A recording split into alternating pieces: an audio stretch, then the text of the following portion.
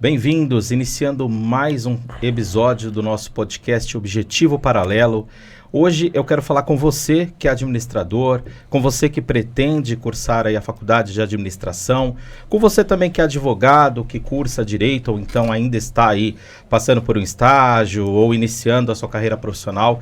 Hoje nós temos a honra aqui, a oportunidade de estar com um administrador que é o diretor executivo de um grande grupo de saúde do Brasil. Uma das maiores empresas de atenção domiciliar do país estará conosco aqui falando um pouquinho sobre esse quebra de paradigma. Um quebra de paradigma parecido com a Denise Santos, do Beneficência Portuguesa, que também não é médica, também não é da área, é uma engenheira e fez tudo que fez e tem feito dentro do BP. Então fique aqui conosco e além desta pessoa que hoje é diretor executivo desse grande grupo de saúde do Brasil, nós temos também a honra de ter uma advogada que está muito focada no setor de saúde, em especial no setor de atenção domiciliar. Estejam conosco, nos acompanhem nas plataformas digitais, Deezer, Spotify, também no YouTube. E compartilhem, estejam conosco, aí será um episódio engrandecedor de falar sobre empreendedorismo na prática. Não é isso, meu amigo Vitor? Oh, com certeza. Estamos juntos mais uma vez. Mais uma gravação. Queria agradecer a audiência de vocês. Mais um episódio do nosso Objetivo Paralelo Podcast. Lembrando que, além de você se inscrever no canal, para você curtir o nosso vídeo aqui, para que a gente tenha um maior alcance e a gente consiga divulgar, além das plataformas de áudio, como ainda eu já colocou aí, Spotify, Deezer e Google Podcast, que a gente está lá e você vai acompanhar esse e todos os outros episódios aí que a gente já gravou, já fez, já colocou, já subiu aí para vocês. Tá bom? Podemos começar, Wayne? Vamos lá, pode anunciar. Vamos lá, eu tenho a honra aqui Rufem os tambores. Rufem os tambores. Então a gente tem a honra de ter aqui a doutora Karina está com a gente. Uma médica na área da saúde. Advogada? Médica. Advogada da área da saúde. É que você falou que da medicina e eu me confundi. E o Rafael, que é diretor executivo do Grupo Vidas. E aí eles vão conversar com a gente aqui, contar um pouquinho da história de vida deles, como que eles chegaram, onde eles chegaram, qual é o trajeto que eles seguiram para estar onde eles estão hoje. Então, com certeza vai ser um episódio enriquecedor. Perfeito, vamos começar aqui com a apresentação. Então, primeiro as damas, né? Doutora Karina, muito obrigado por sua presença. É um imenso prazer aqui tê-la conosco em nosso podcast Objetivo Paralelo. Se apresente ao nosso público. Quem é doutora Karina? Vamos lá. Uau. A atenção domiciliar já conhece, a saúde também. Mas, aos demais, vamos lá. Obrigada, Wendel, pela recepção. Obrigada, Vitor. É um prazer estar com o Rafael aqui. E meu nome, vou começar pela preliminar, né? Meu nome é Karina Gonzalez Simonetti, eu sou advogada, sou sócia do escritório Gonzalez e Simonetti. E a gente tem hoje um trabalho focado na área da saúde, né? Eu tenho 47 anos, com essa carinha de 15, né? Mas tenho uma filha de 13 anos. Então, começa assim, eu vou falar por um aspecto da mulher, né? Uma mulher profissional, liberal, que continua sendo mãe, continua sendo esposa, filha, tem amigos, tem clientes o tempo todo. E a nossa dedicação para mostrar que a capacidade existe é de 100%. Mulher, para mostrar que ela é tão boa quanto um homem, hoje ela precisa ser 190.000%, né? Como é uma luta diária. E a gente tem um escritório de advocacia, eu e meu marido somos os sócios fundadores do escritório, hoje nós temos vários colaboradores e atuamos na dimensão plena do direito, fazemos direito digital, direito da saúde, a parte de direito empresarial, a parte de direito do trabalho, LGPD, né? Então nós temos a área de direito criminal focada na parte empresarial. Então a gente tem aí um atendimento pleno, full, para todas as empresas que são do segmento e fazemos todo esse trabalho, tanto de contencioso quanto de consultivo. Isso significa dizer que a gente sempre tem esse contato próximo com o cliente para fazer uma orientação, para fazer esse trabalho de rotina, que é minimizador de risco, e a parte contenciosa quando existe já processo, quando já existe uma lide processual, e passamos a fazer essa defesa, esse trabalho, sempre muito próximo. Eu falei que é um prazer muito grande estar com o Rafael, nós somos os advogados, nosso escritório é advogado do grupo, a gente atua pelo Grupo Vidas, né? Então a gente se conhece há bastante tempo, nós somos parceiros de trabalho, é uma pessoa que eu respeito muito, o Wendel da mesma forma, é nosso cliente, é cliente do nosso escritório, também respeito e prezo muito. Então a gente faz essa conexão e atua rotineiramente com essa conexão, tendo proximidade. Eu falo que o meu celular é celular de médico, então quando você falou médica, eu não estava de todo errado, né? Eu só não pratico a medicina, mas é uma prática rotineira, porque o celular do advogado que atua na área da saúde, ele tem que estar disponível 24 horas por dia. A gente não tem essa de, olha, eu não atendo depois do horário comercial, eu não atendo período do Natal, Ano Novo. Isso está fora de cogitação para um advogado que quer ter uma dedicação e ter efetivamente o resultado junto com o cliente. A gente passa a ser parceiro, a gente veste a camisa, o uniforme completo e atua para que seja o melhor para o cliente sempre. Esse é o nosso maior objetivo, né? Então, acho que inicialmente, né, para vocês me conhecerem, eu sou uma pessoa muito perspicaz, atuante e estou sempre aqui à disposição para não ter limite junto com o cliente, para ter sucesso sempre. Desse breve relato já surgiu um monte de perguntas aqui. Nossa Senhora!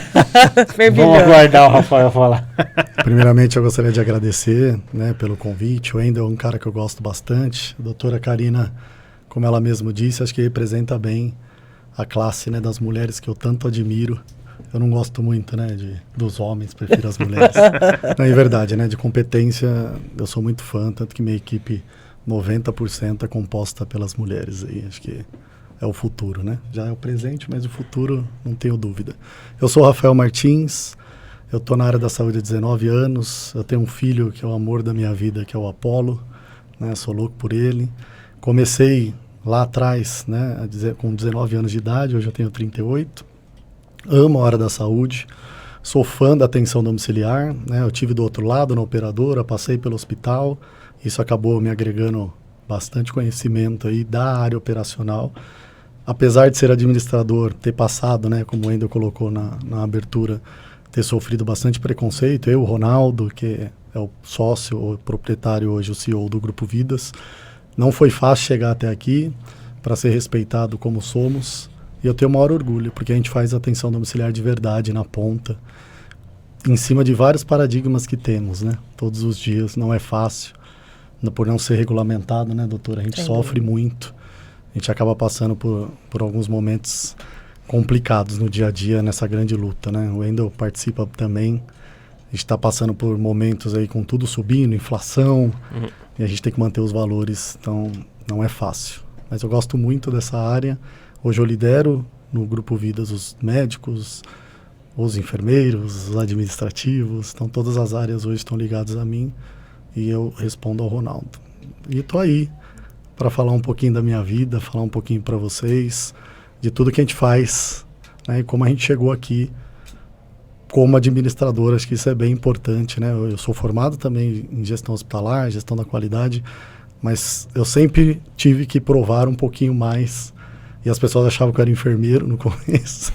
Recebi vários parabéns pelo dia do enfermeiro, mas eu fico muito feliz porque eu admiro muito eles. Acho que atenção domiciliar, para mim, é enfermagem, é assistência, né? Claro que a gente depende muito da parte médica, mas assistência é tudo pra gente. E é isso aí, gente. Acho que a gente vai bater um papo. Esse sou eu e tento fazer o melhor todo dia aí, pela atenção domiciliar. Perfeito, perfeito, Rafa. Até antes, né, da gente dar sequência aí nas perguntas, já fica meu convite aqui pro Ronaldo, para que ele esteja aqui também entre os nossos convidados num próximo episódio. Acho que vai ser fantástico. E gostaria também de convidar o Daniel, poxa, o fisioterapeuta do Grupo Vidas. Manda bem, alguém que é coordenador lá e que vai, meu colega profissional, né? Acho que é importante também ele poder estar aqui e contextualizar um pouco das histórias aí dele à frente da fisioterapia de uma empresa gigante aí como o Grupo Vidas. Bom, você viu que o Rafael é uma quebra de paradigma, né? Você pensa um administrador falando para um médico como... Imagina qual a história desse menino. Como é que foi? E, só fazer uma observação, não sei se você fez de forma proposital isso, mas quando eles estavam falando, eu lembrei que eu fiz com você, o Dr. Frederico e a... Cláudia. E a Cláudia. E aí, quando ele começou a falar, eu falei, nossa, então... Você que não assistiu ainda, tem lá o episódio do Dr. Frederico e da Cláudia. Então, vamos deixar uma marcaçãozinha no vídeo aí. Então, pode assistir lá também, que é um conteúdo interessantíssimo. Acho que quando ele falou que não é regulamentado, eu lembrei lá que a gente já conversou sobre isso lá atrás e é interessante. Mas, vamos seguir. Pode ir. Perfeito, perfeito. Rafa, agora vamos começar contigo aqui. Bom, você iniciou sua trajetória já há 18 anos, né? Sabemos da sua passagem na Sansil, que era... Hoje a gente pode falar, porque, né, a operadora não existe mais, né? Não está mais entre nós. Infelizmente. E eu gostaria de escutar um pouco do seu case, né? Porque a gente sabe, até chegar nos dias atuais, ou pelo menos quando você chegou no Vidas, foi 2013, né? Sim, se não me engano. 2013. Então, lá atrás você iniciou toda uma construção que não veio do Grupo Vidas. Sim. Mas sim que veio de outras experiências exitosas que você teve. Sim. Então, acho importante você passar um pouco disso. E aí vamos voltar um passo atrás ainda. Por que escolheu a administração? E aí depois você contextualiza com tudo. Quer dizer, a gente tem pelo menos 1h30 para você falar. Fique à vontade. Vambora, que falar é comigo mesmo. É muito legal essa pergunta, né? E de verdade, viu, gente? Eu acho que esse espaço vocês estão abrindo para a gente poder conversar, expor. Acho que é a nossa maior força, né, doutora? A gente tenta lutar por isso sempre. Eu trabalhava com meu pai, eu ainda na oficina dele, né? Faz tudo. E aí tinha uma vizinha de cima e ela sabia que eu estava procurando emprego e falava, poxa, preciso de uma oportunidade, né? Para pagar minha faculdade, eu não tinha condições. E ela indicou para o filho dela, que era gerente da Sansil, gerente administrativo da Sansil, que era o Ricardo. E ela infernizava ele, o tempo todo. Vai lá, dá uma oportunidade para o Rafa, deixa ele ir. E aí abriu uma vaga de plantonista auxiliar de regulação médica, que era o atendente do APH, da Sansil, e eu fui. Chegando lá, eu entrei na faculdade de análise de sistema e cursei 2 anos de análise de sistema pelo caminho, mas eu olhava do outro lado e eu via a área administrativa forte. E eu falava, poxa, eu quero ficar no lugar dele, eu quero ser o gerente administrativo aqui da unidade. E aí eu conheci uma pessoa que na minha vida foi extremamente importante, que é a doutora Emília. Se não fosse ela ter acreditado em mim, eu não estava aqui, então isso é bem importante. E eu comecei a ter contato com ela, o pessoal tinha mais receio, ela era médica, né? Poxa, à noite tem que acionar a gerente médica. O pessoal tinha receio, como eu não entendia muita coisa, eu ligava para ela e a gente foi se aproximando. E aí o menino que estava na parte financeira passou em um concurso público e ela lembrou de mim, portanto acioná-la, portanto querer mostrar meu trabalho. E ela me chamou e falou, tem uma oportunidade do lado de cá, se você for bem... Você continua, se for mal, vou ter que te dispensar. E ali começou a minha carreira na área administrativa. Já troquei de faculdade, porque ela me incentivou a fazer isso também. E aí comecei a fazer administração. Demorei algum tempinho para me formar, porque eu não tinha dinheiro mesmo, então era difícil. Você trabalhava muito. E aí fui aprendendo. Fui construindo, fui aprendendo como funcionava a área da enfermagem. Me dei muito bem com eles lá. Já tinha o conhecimento do APH, que eu acho uma área admirável, né? São poucas as empresas que fazem atenção domiciliar que tem a APH para valer, que é você ir lá estabilizar o paciente, você conseguir manter ele em casa. E hoje, acho que o maior orgulho do Vidas é ter um APH, e lá tinha um APH muito bacana, e fui construindo. Né? Depois de 3 anos, eu tive a oportunidade e me tornei o gerente administrativo. E aí começou toda a parte operacional. Lá na Sansil era formado pelo médico e pelo administrador. E aí essa era uma cultura bem bacana. Vinha dos hospitais, vinha da parte da staff da operadora. E aí eu fui aprendendo muito com eles. Eu era muito jovem. E aí dali eu já comecei a ter algumas dificuldades, né? Porque o meu estilo já não é muito normal. Né? Eu sempre fui cabeludo, tinha tatuagem naquela época e já tinha um preconceito grande quanto a isso. Então eu sempre tive que mostrar muito mais, mostrar a minha capacidade mental além da física, né? Isso também não é fácil, vocês sabem disso. E aí eu fui tendo oportunidades. Acho que eu sou um cara muito abençoado e foram aparecendo as oportunidades. Eu gerenciei toda a parte de prevenção da Sansil. Então a gente cuidava de segunda opinião, tinha a parte de medicina preditiva, medicina preventiva, a parte do home care. E aí eu fui crescendo. chegou uma diretora para a gente que era a Eunice, que também é uma pessoa maravilhosa, administradora também. E ela me deu a oportunidade de aprender outras coisas que eu não conhecia da parte administrativa. Ela foi para o hospital e quando ela foi para lá, como diretora, ela me levou. E aí eu fiquei como subdiretor de 2 hospitais ao mesmo tempo, que era o São Leopoldo e o Hospital Pan-Americano. E aí eu fiquei muito focado na parte de faturamento, na parte toda estrutural do SAMI, planejamento. Então aí já foi mudando minha cabeça e fui aprendendo mais um pouco. Aí você já não estava mais na operadora. Estava na operadora ainda, tá? A operadora, ela era verticalizada, então ela tinha os hospitais próprios, tudo fazia então parte esses deles, hospitais eram da operadora? Era da operadora, eram deles, né? Então a Sancil era muito grande na época. Quando eu estava lá, a gente chegou a administrar a carteira da Intermédica, da Transmontano, fazer parceria com eles. Nossa. Era muito bacana, né? Foi o primeiro plano de saúde do Brasil. Era muito forte. Infelizmente, né, por má administração, acabou falindo. Isso acho que em 2011. Foi muito triste para todo mundo, que eu imaginava que eu ia ficar lá a vida inteira e acabou não acontecendo. Né, falei, vou fazer carreira aqui. Lá, acho que muito do que eu implantei no Vidas é o que eu trouxe da Sancil, do espírito de família. Apesar do Ronaldo já ter uma cultura de pessoas, né, de gostar de pessoas, mas a gente conseguiu trazer bastante coisa de lá. E eu sabia o que o lado de cá precisava atender do lado de lá, isso me ajudou demais. Mas isso é um pouquinho da minha história aí na Sancil, claro, né? Estou resumindo bem, mas me ajudou muito.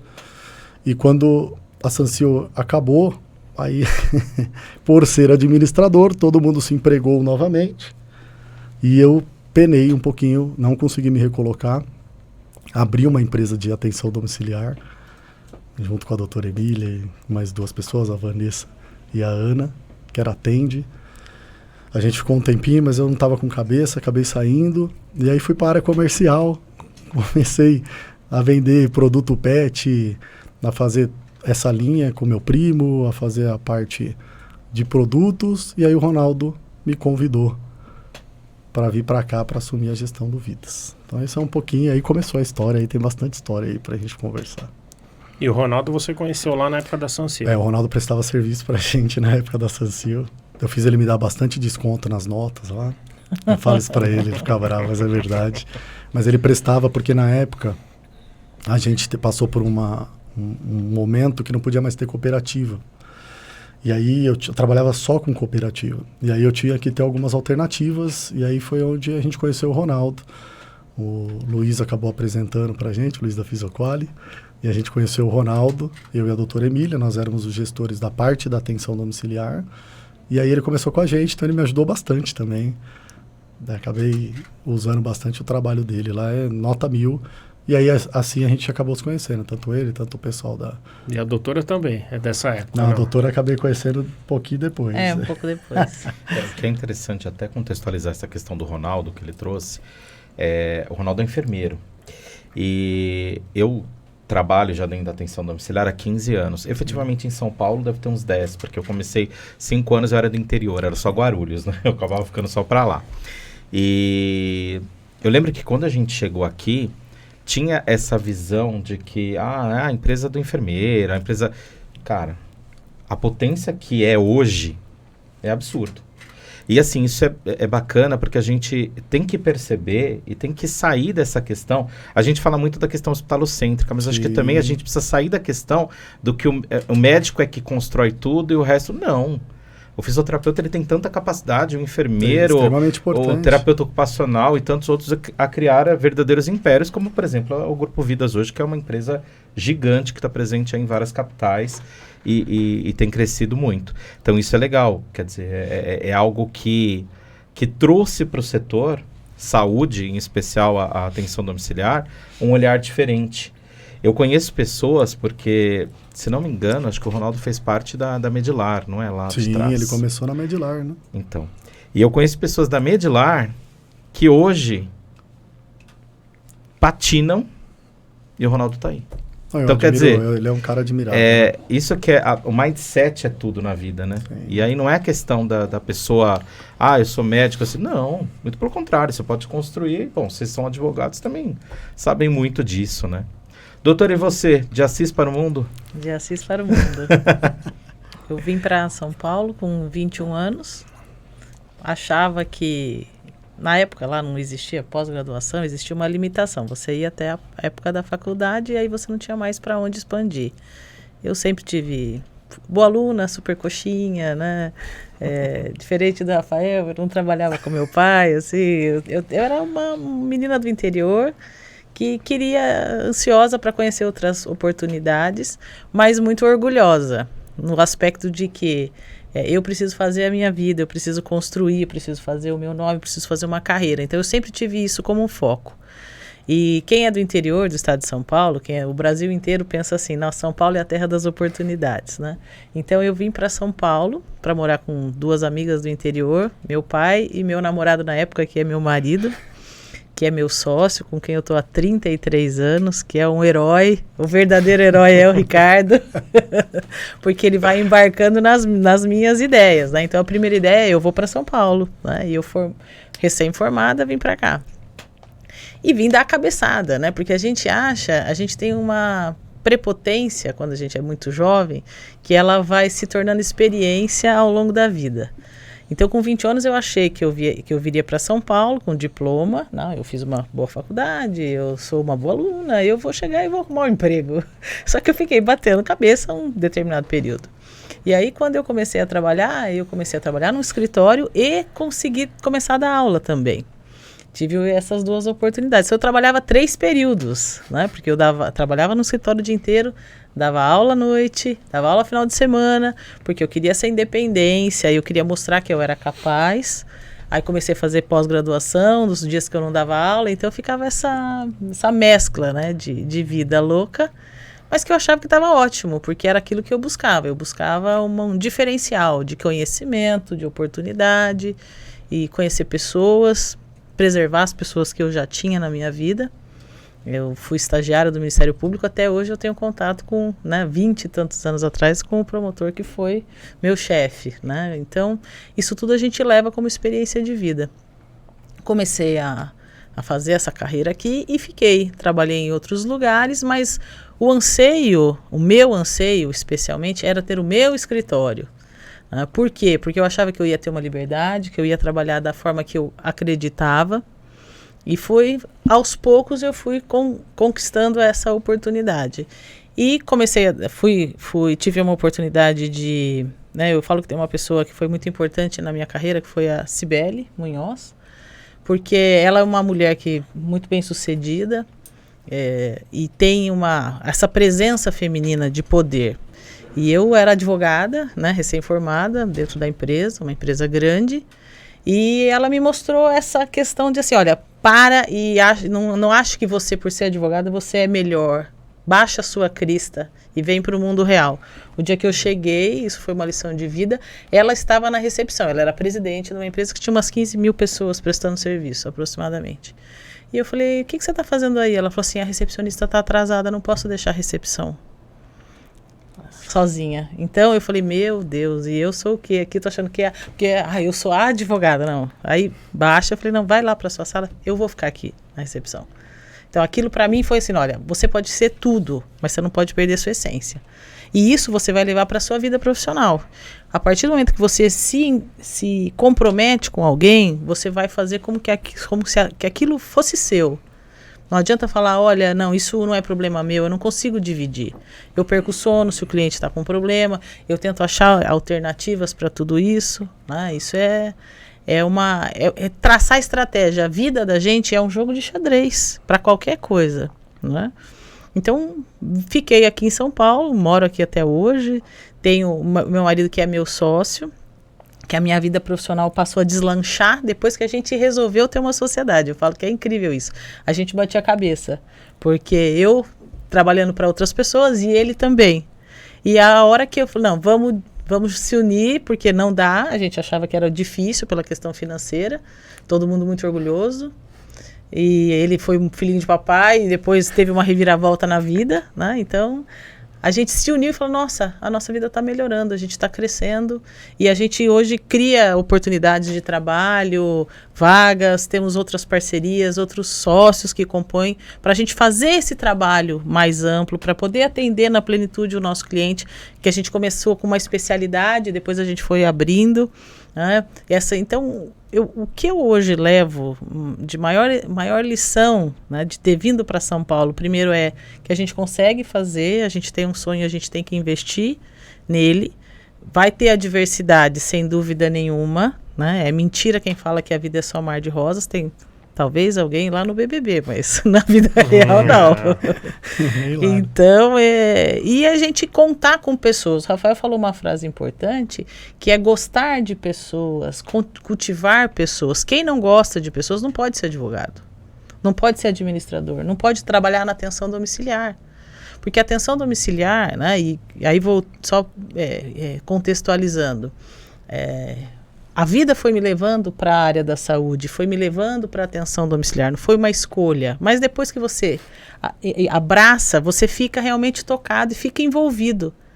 Então, a gente começa a ler, eu leio o relatório médico para ver se está adequado, para ver se uma pessoa consegue entender, né, eventualmente no processo, no esclarecimento. A gente começa a achar já que é meio médico, meio enfermeiro, né, começa a dar uma opinião ali nas questões da rotina.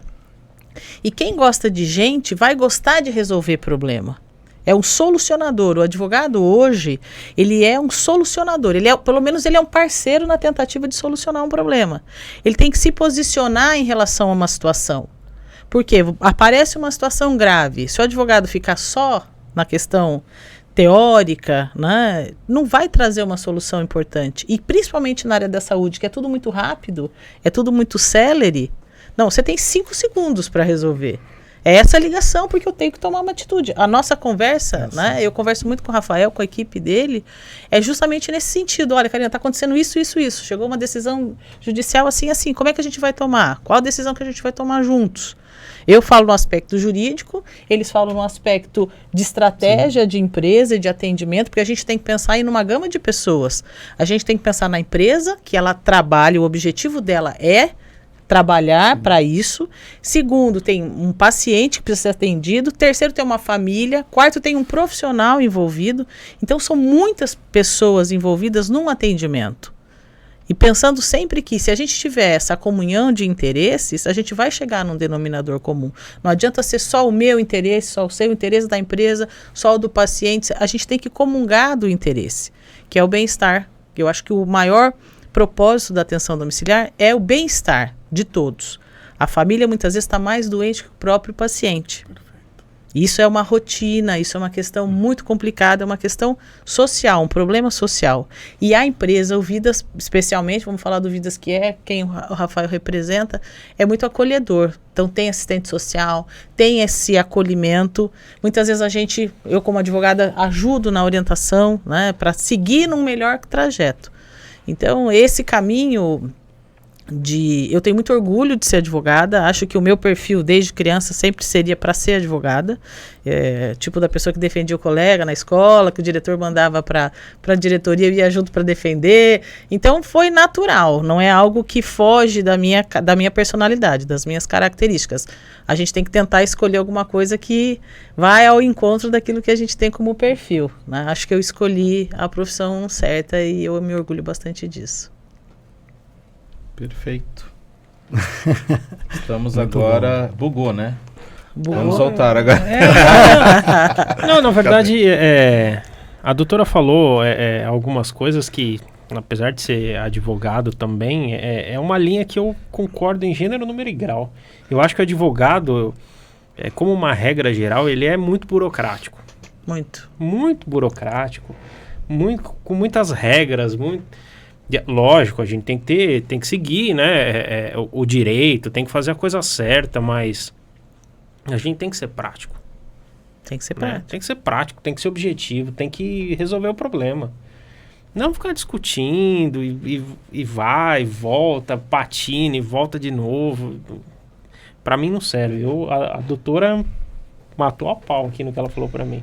Na verdade, tem 2 pontos que vocês trouxeram que eu gostaria de trazer a reflexão para vocês e também para o Vitor. Oportunidade, o Rafa falou muito, da doutora Emília, tudo, das suas primeiras oportunidades. E vocês trouxeram a questão de nunca fechar as portas, que você trouxe isso também, e a doutora trouxe da questão da humildade do profissional. Acho que tudo contextualiza, né?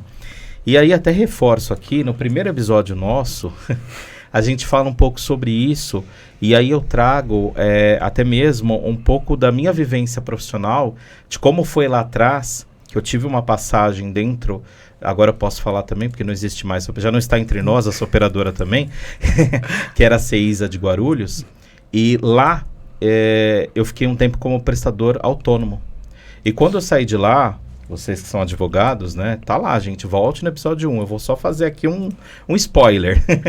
Lá, quando eu saí, muitas pessoas falaram, põe no pau, entra porque você... E eu vou muito nessa premissa de que o combinado não sai caro. Que a gente precisa pensar que lá atrás alguém me deu oportunidade e as coisas aconteceram. Outra coisa que o Rafa trouxe, importantíssima, é a questão de começar por baixo. Eu percebo hoje uma geração que quer começar por cima. Eles não querem começar ali fazendo aquele trabalho, hoje eu vou ser atendente, amanhã eu vou ser... Ou então, como a doutora trouxe, vamos pensar em outro patamar, já é advogada, de repente falta a recepção, eu tô lá. É isso. Saiu entendeu? Do interior, só com a formação, e falou, vou resolver minha vida em São Paulo, entendeu? É isso, entendeu? Então eu acho que a arrogância ali estava um pouquinho presente, a prepotência, mas mas depois caiu, depois não, total. Mas e a coragem de falar, vou largar tudo que eu tenho aqui, a minha condição aqui no interior, porque querendo ou não a família tá lá, e falar, vou resolver minha vida em São Paulo. Ou vai dar certo ou não vai dar certo. Eram duas alternativas. Sim. E a doutora fez dar certo. Exatamente.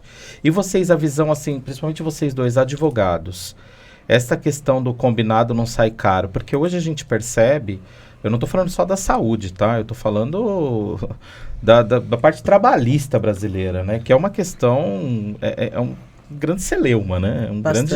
Grande... E a gente percebe que cai muito nisso. Na hora que precisa, não, ok, eu vou lá, depois, eu vou... E acho que não é por aí, né?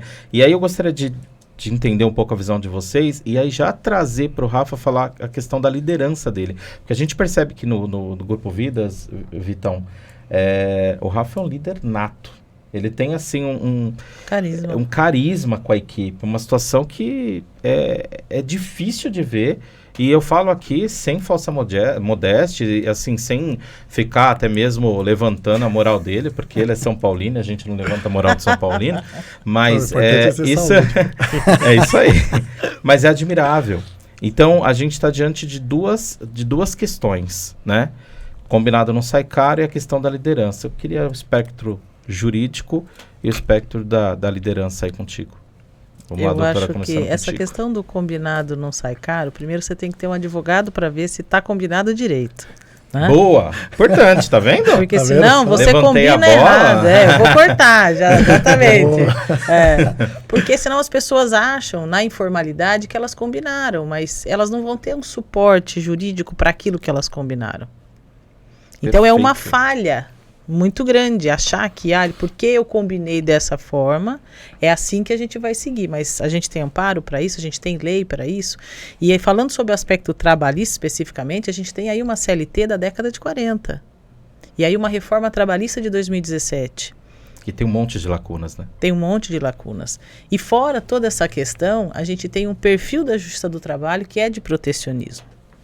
Até pouco tempo, quem dava seguimento na própria execução era o juiz.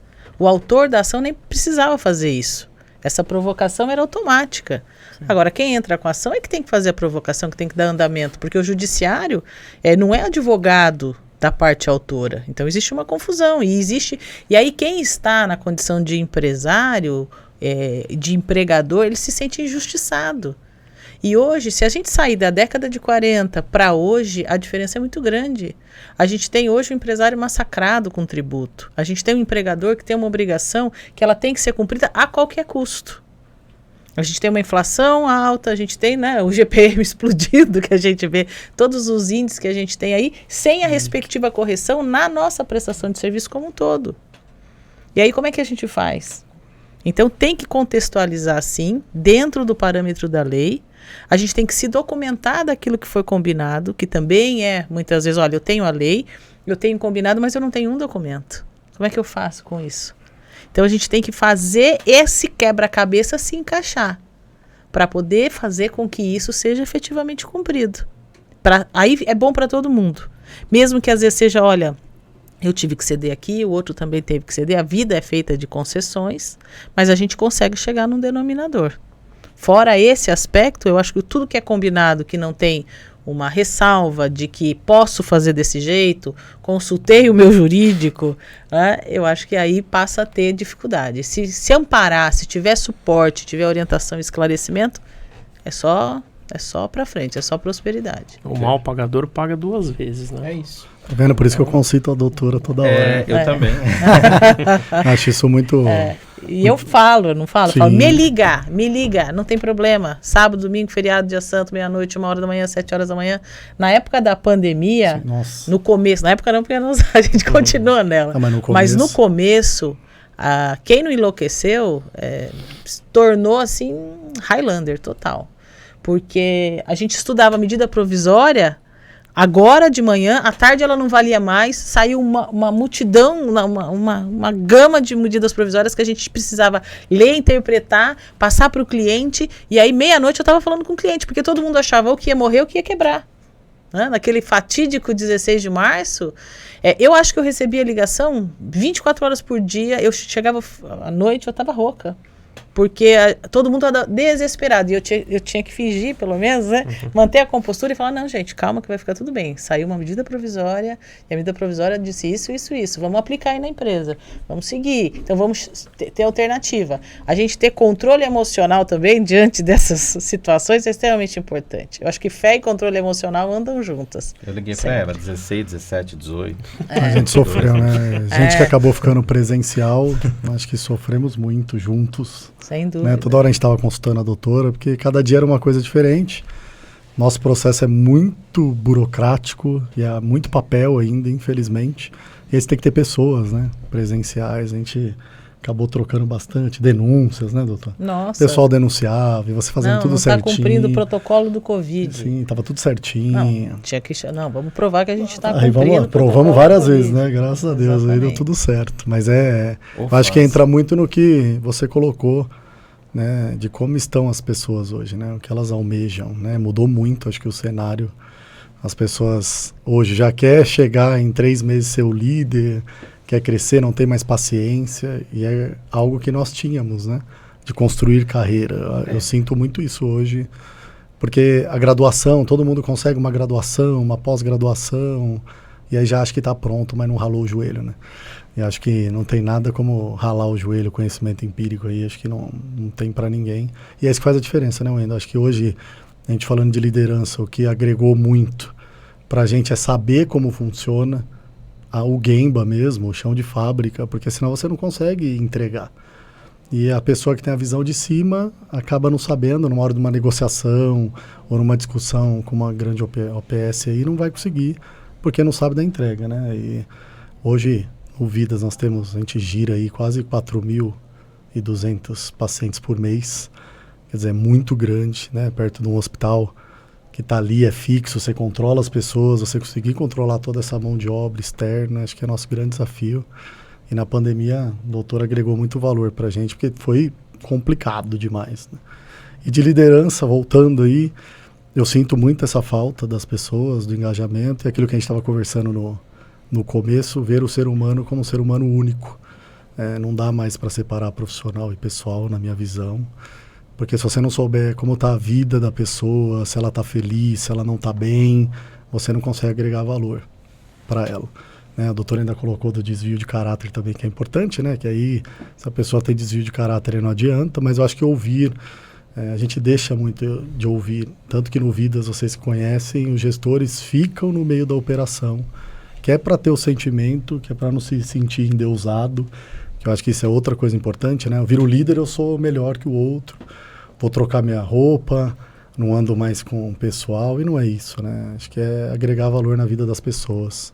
Isso faz toda a diferença. E ouvir é a grande máxima e que poucos executam, mas acho que isso é o que faz a diferença. Não tem né? Para você ser líder, você tem que representar as pessoas. E não adianta nada você falar bonito, você fazer um monte de coisa e não dar exemplo para elas, que acontece muito também, né? Eu vejo várias pessoas que se colocam, falam de liderança e não vivem.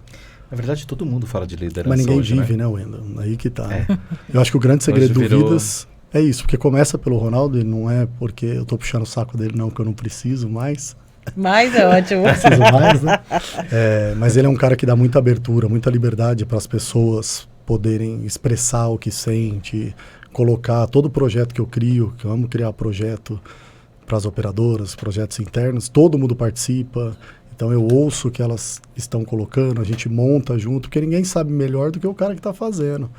Né? E muitas vezes a nossa arrogância, a nossa prepotência, eu sou Black Belt e Lean, então eu manjo mais que todo mundo e vou fazer o melhor projeto do mundo. Mas ele é mesmo, viu? É interessante uma coisa que ele falou, a liderança fica junto com a equipe, com a operação? A gente, quando nós montamos lá o Vidas, a gente pegou um espaço que é bem grande, né? Hoje a gente tem quase 3 mil metros quadrados e todos os gestores ficam na operação, né? Então, juntos. Tem uma Mas baiazinha. Tem alguém com sala fechada? Hoje eu estou numa sala mas eu tenho meu lugar lá embaixo ainda e o Ronaldo, mas é porque a gente atende muita gente, mas do restante está todo mundo aberto. Eu fiquei até 3 anos atrás, 2 anos atrás, eu ainda estava lá com o pessoal na operação, eu circulo bastante com eles. A Angélica, que é meu braço hoje lá, que faz toda a gestão operacional, fica lá no meio da operação, então ela sente o que está acontecendo. Eu acho que se você não andar no Gemba, conhecer a equipe, você não conhece ninguém. Isso é de verdade.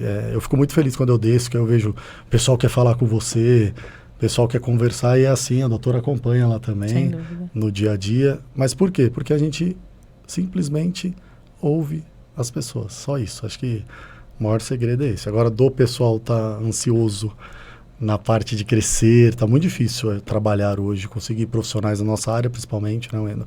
E com a pandemia acho que piorou muito, porque os hospitais acabou levando o pessoal e aí tá escasso pra gente, os valores estão da ponta aumentando muito e o pessoal não tem paciência mais, né?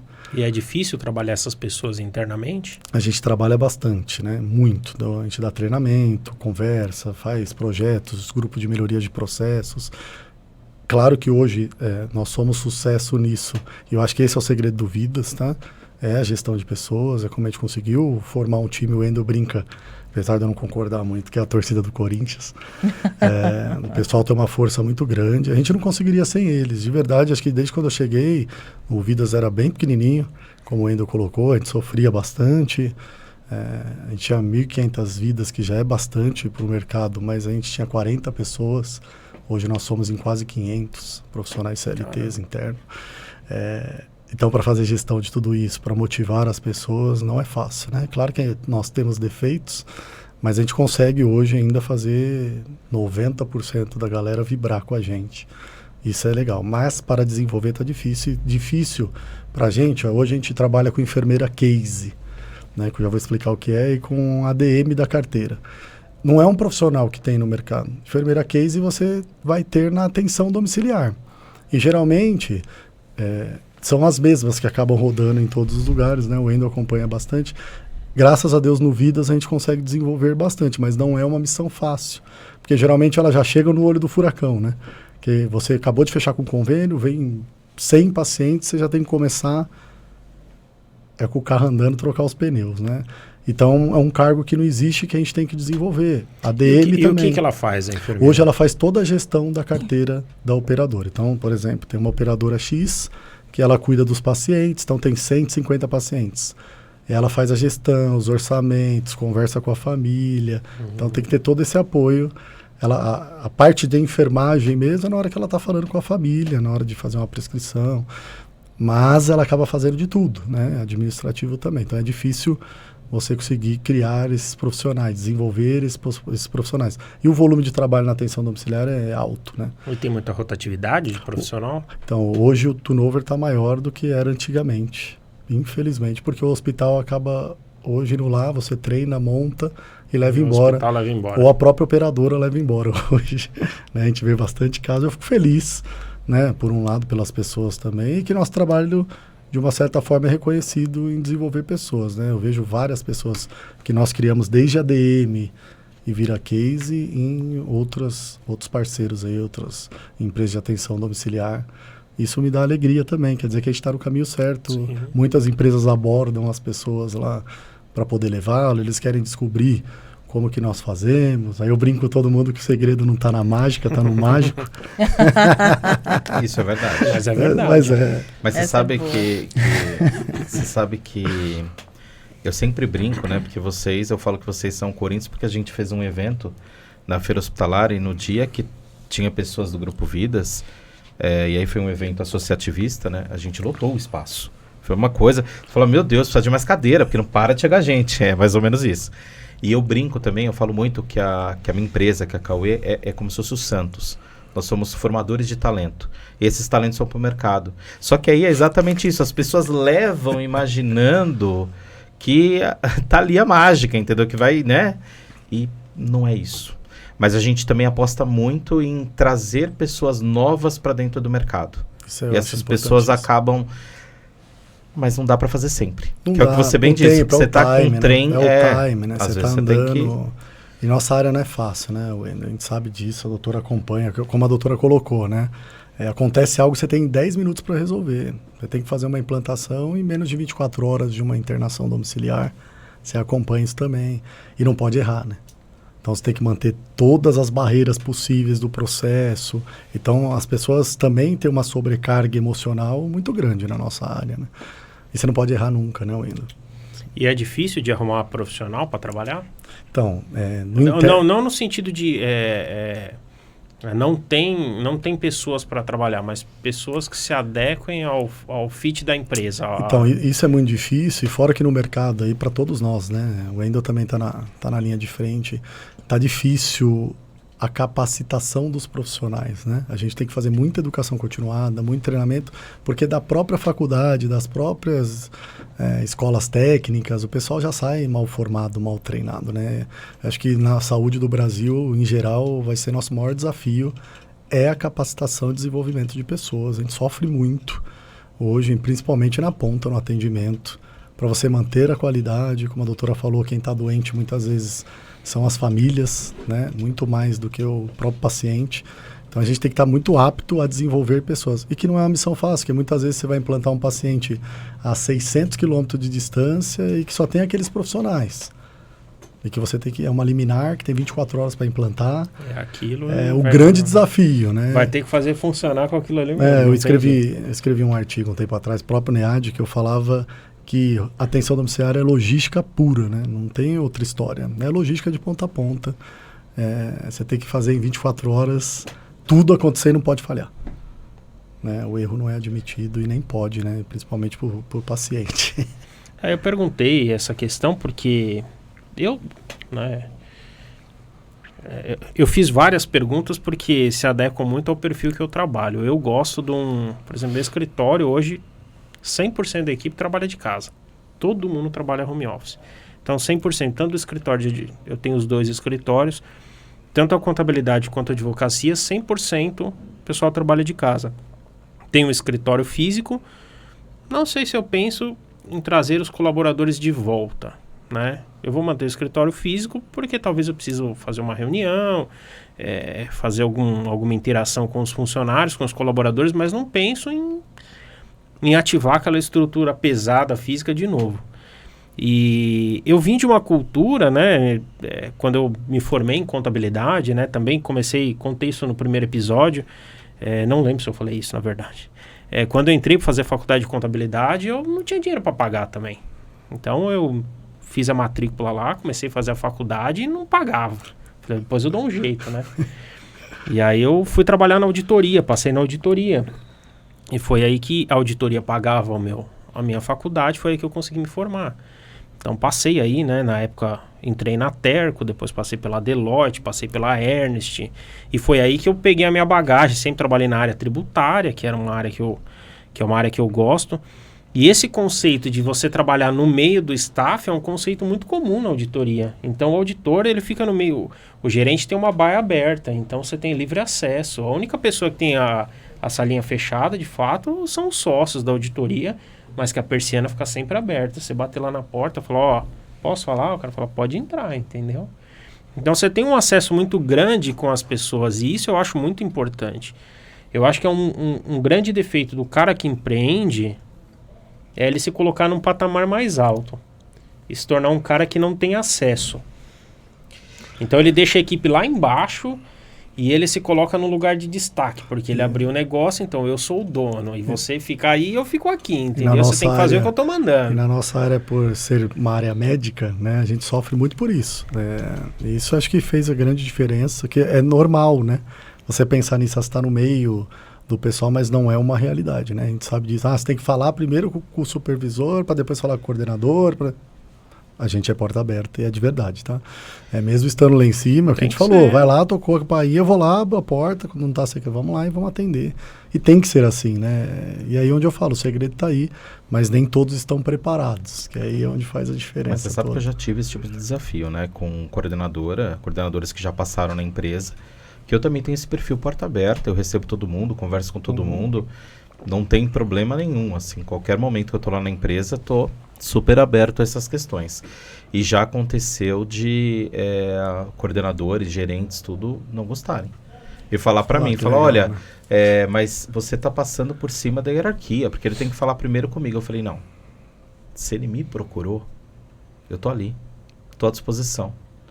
Eu não vou, entendeu? Eu não tô passando por cima de ninguém, nada disso. É outra cultura. Que pelo contrário, né? Muitas vezes trazem informações, é claro, você tem que saber ouvir e não sair chutando o balde com todo mundo, né? Você tem que saber ouvir todos os lados, que é outra coisa importante. Mas quantas coisas que nós descobrimos de falhas operacionais ouvindo alguém que conseguiu pular aí em você e que te abre os olhos, né? Que você acha, nossa, eu tô voando aqui. Na hora que você vai ver, tá uma bagunça danada. Então, acho que isso é muito importante. E é verdade, eu já trabalhei com algumas pessoas, isso com você também. Que aí, principalmente quando vem de fora, né? Que aí eles acham estranho o modus operandi, né? Que você fala, ó, por quê? Que aqui me pulou. Mas, poxa, a gente tá no mesmo barco, né? Remando junto. É claro, tem o respeito, mas a gente tá junto. Eu acho que isso que você falou é importante, que é isso mesmo, como a doutora falou, né? Sim. E você sabe disso também, que...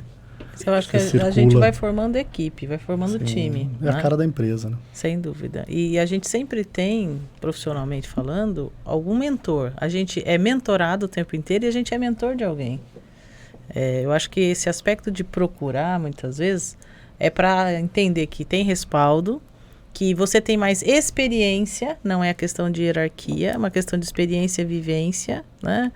Eu falo que eu tenho 24 anos de formada, é muita diferença, né? Quando você sai da faculdade, os problemas que você administra recém-formado hoje são outros. Né? E a dimensão vai aumentando e você vai tendo mais expertise para resolver aquele problema. Mas você tem que fazer equipe, fazer time, que vai seguir junto com você, mas sendo mentorado e você também tendo alguém com quem você aprendeu, com quem você vai absorver informação.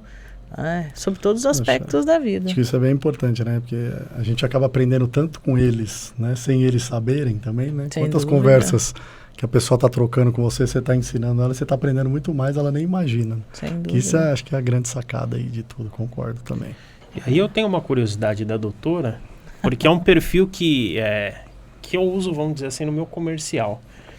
Todos os meus clientes têm o meu contato direto, seja da contabilidade ou da advocacia. E eu falo para ele, 24 horas eu estou disponível. Você pode me mandar mensagem no sábado, no domingo. Eu falo, lógico, se você me mandar no domingo à tarde, pode ser que eu vá demorar para responder, porque fui no aniversário, comi uma macarronada e tô tirando um cochilo, entendeu? Eu ia falar que tava de ressaca, né? Fui no churrasco. Mas eu vou te responder.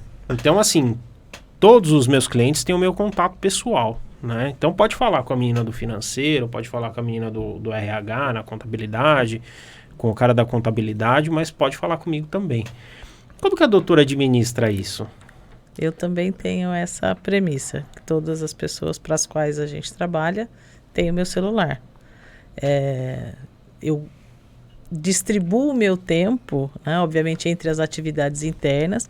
Nós temos excelentes pessoas que fazem parte do time, excelentes, né? Então são pessoas que têm o mesmo objetivo e o mesmo sonho que a gente. A gente quer ser bom naquilo que a gente faz, né? E o nosso trabalho é muito, eu falo que, lembra do comandante Rolim, da TAM? Sim. Ligue para o comandante. E eu, adolescente, eu falei, gente, será que se eu ligar ele vai atender? E eu liguei e ele atendeu. E eu falo assim, nossa, é incrível, como é que o comandante Rolim está atendendo o telefone? Porque tinha um telefone direto. E aquilo me marcou quando eu era adolescente. Então eu acredito que, como eu sou sócia fundadora do escritório, obviamente eu e Ricardo damos o direcionamento do trabalho que é feito. Se a gente não tiver, não mostrar que as pessoas têm que ter disponibilidade, a gente tem que estar disponível para atender, ninguém vai pensar como a gente. Então, essa questão do horário protocolar, 6 horas da tarde, eu fico enfurecida quando alguém deita a caneta às 6 horas, meio-dia eu vou sair para almoçar e tem que almoçar exatamente. Eu fico enfurecida, mas eu não preciso falar que eu fico enfurecida, porque o meu comportamento já mostra tudo isso. Não, a gente tem que resolver. 6 horas, 6 e 1, aqui a gente não deita a caneta às 6 horas. A gente vai resolver. Eu assino embaixo que é verdade mesmo. Porque a gente tem, aí é um compromisso. Porque pra gente, 24 horas, né, doutora, tá no ar. E a gente acaba acionando, final de semana, acionado no domingo por uma intercorrência. Já vai, doutora Karina, a gente tá precisando de apoio. Mas aí entra um outro aspecto, eu acho, que é você fazer o que você gosta. Concordo. Se você faz o que você não gosta, e eu acho que muita gente é infeliz na profissão, o que é uma lástima, você quer que termine o dia 6 horas da tarde para não falar mais com ninguém, para não fazer mais nada, né? Agora, se você gosta, se você é envolvido, se você tem paixão por aquilo que você faz, você tem brilho no olho, né? Gente que não tem brilho no olho, ela não vai gostar de fazer nada, né? É aquela borboletinha ainda na barriga. Ela vai gostar de reclamar. Não, e aí é a grande contaminação do mundo hoje, né? São os poliqueixosos aí. Então eu tenho esse aspecto. Eu falo, gente, o que eu tenho que ouvir de reclamação em off aqui, tá? Tá gravando aí, né? Então, não em off. Com a questão da associação, a doutora sabe bem do que eu tô falando. Gente, não porque o mercado vai acabar, porque não vai dar mais, porque não é sustentável. Gente, calma. Primeiro que se você vai empreender e você minimamente não é um realista otimista, resiliente, né? Mas isso é uma teoria da conspiração ainda com todas as profissões. Exato. O advogado também porque já era para ter acabado. O contador, antes do advogado, já era para ter acabado uns 10 anos atrás. Fala isso não, que daqui a um ano eu me formo contador. Aí, vai acabar. Era para ter acabado há 10 anos atrás. Por que vocês estão aceitando gente nova? Hã? Por que vocês estão aceitando gente nova? Olha lá, tá vendo? Na verdade... O que eu acho, né, é o meu conceito, é o conceito que eu adotei no escritório. Eu não acho que vai acabar o contador, que vai acabar o advogado. Isso nunca vai acabar. O que vai acabar é a sistemática de trabalho que era feita. Aquele contador tradicional, antigo, que tem 10 pilhas de papel na mesa, uma calculadora HP do lado e... Esse cara, ele vai acabar. Ele não vai vingar no dia de hoje. Já acabou. Agora, já acabou. Ainda tenho amigos contadores nesse perfil. Esse cara vai aguentar, porque tem o perfil de cliente que curte esse tipo de atendimento. Sim. Só que o perfil de atendimento é outro. Um perfil muito mais digital, muito mais dinâmico, muito desburocratizado. Então não é aquele negócio engessado. E os profissionais hoje têm essa dificuldade. Até porque isso não aprende na faculdade. Mas acho que... Isso que a gente ensina é a prática. O que eu acho legal é que... É isso que vocês estavam colocando, né? Por mais que sistematiza, né, o processo, a pessoa vai fazer a diferença sempre. Porque tem que ter a pessoa até para fazer, né? Para montar o processo. Sim, você vê pelo próprio banco. O banco é digital, mas se você quer falar com o gerente. Senão não funciona.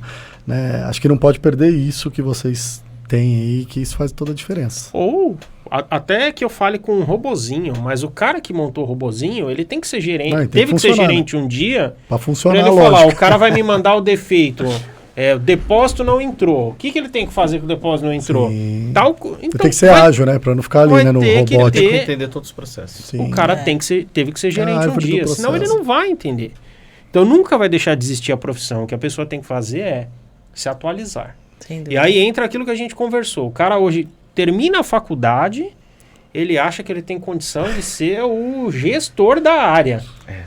Entendeu? E ele não aprendeu nada na faculdade, porque a faculdade hoje, principalmente hoje, a faculdade não ensina nada.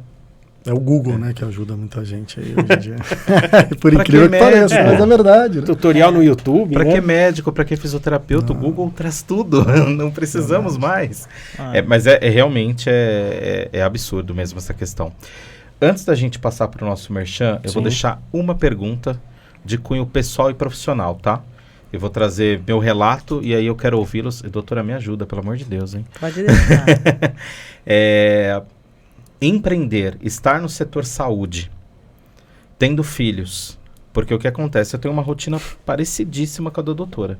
Minha sócia, né? Minha esposa. Exatamente. E aí é aquela questão que assim, a pessoa fala, mas não dá para levar para casa, você tem que separar. Não é bem assim, né? Ainda mais estando no setor saúde. Eu gostaria de saber como é para você e para o Ricardo, óbvio. Uhum. E Rafa, você também tem seu filho, o Apolo, também você vai falar aí do seu case também a respeito disso. Antes, segurem aí, já voltamos, vamos por merchan, mas não vão embora, hein? Tem agora confissões, daqui a pouco a gente vai perguntar por que ticalacatica. Tem algumas coisas aí bem legais que vocês vão gostar. Então vamos lá, meu amigo, abrindo aí. Vou começar falando do despachante, correto? Vamos lá, então, despachante Jardim São Paulo, já está com a gente aqui há algum tempo. Eles estão há 33 anos ali no metrô Jardim São Paulo. Hoje está com o Henrique, né? O Henrique está mais lá na linha de frente, mas o Paulinho, que é alguém que está lá há muito tempo também, que me quebrou muito o galho, por sinal. Há 33 anos ali no mesmo ponto, ali no Larguinho do Jardim São Paulo. Então você que precisa regularizar carro, regularizar habilitação, regularizar carro rebaixado, quer trocar de cor, mudar a roda, vai lá que ele vai acertar tudo isso para você. Quer comprar o seu carro blindado, né? Tem que colocar no documento, então vai lá no Paulinho, lá no despachante Jardim São Paulo, que eles vão atender vocês. Deixar a rede social deles, é @despachantepecini. E vocês também conseguem falar com eles pelo telefone 2971 0550, despachante Pecini, e o telefone 2971 0550. Repita. Procura 2971 0550. Procura lá o Henrique ou o Paulinho despachante, que eles vão te ajudar lá. Perfeito. Agora nós vamos falar da Keep Care. A Keep Care é uma empresa especializada em venda e locação de equipamentos médicos hospitalares. Atende pacientes particulares, home care, clínicas e hospitais. Acesse o site keepcaresaude.com.br e siga nas redes sociais. Keep Care, @KeepCareSaúde. A gente erra, não tem jeito. Faz parte. Vamos que vamos tocar o... Só lembrando aqui, agradecer o pessoal da Drip Power, os estúdios Drip Power, que tá com a gente aí dando uma força. Valeu, galera da Drip Power. O Marcelo que tá com a gente. E agradecer também a Rafa, da Space Creative, que fez as canecas pra gente. As canequinhas personalizadas. Oh. Então, siga lá, @Space Creative, que é a Rafa que fez pra gente. Que ela também tem lá um material personalizado para vocês. Top, muito top mesmo. Então vamos lá, doutora. Como que é a vida sócios com uma filha? Na verdade, a minha vai ser com 3 filhos daqui a pouco, né? Verdade, é verdade. Eu tenho um relacionamento com o Ricardo desde adolescente, né? Então, só fazendo um paralelo antes de falar do empreendedorismo, eu comecei a namorar o Ricardo. O Ricardo não era um objetivo paralelo, tá? Que isso Não. fique bem claro para ele, porque ele vai assistir, né? Eu tinha 14 anos e ele 17 e a gente começou a namorar adolescente. Então, é o meu único namorado da vida, assim, né? O meu grande amor, ele, obviamente, minha filha. Lindo, hein? É uma declaração de amor expressa, mas eu faço, assim, rotineiramente. Eu não tenho o menor constrangimento de falar, porque eu acho que eu achei a minha alma gêmea. E a gente tem nós temos personalidades totalmente diferentes. O Ricardo jamais estará aqui, viu, ainda, porque ele é super tímido, né?